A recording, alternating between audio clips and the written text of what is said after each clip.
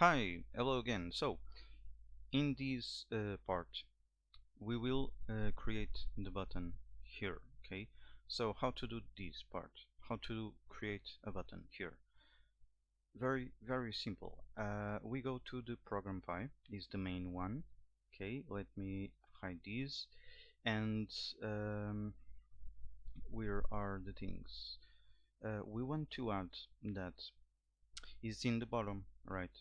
So we will go here to the build frame add delete content, okay, is the last frame, and go to the definition. Here we have the button export PDF, and we want to have another button. So I will just duplicate this part, okay. Duplicate this, let me call this Export Docx, right? Export Docx. Here is docx, and here it will call the function, the method in this case, docx. Okay, action export docx. This method doesn't exist yet. By the way, let me remove this path x. Okay, for this case we don't need this.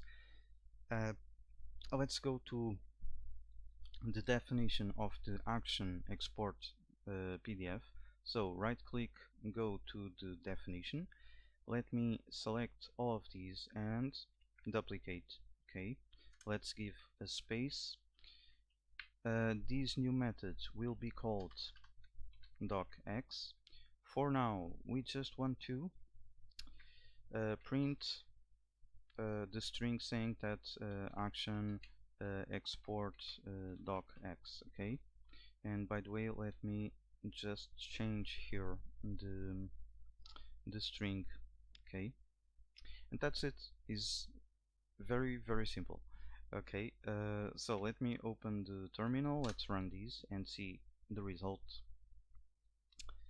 Let's see the results. It will take a while. Is open now, and we have here the button.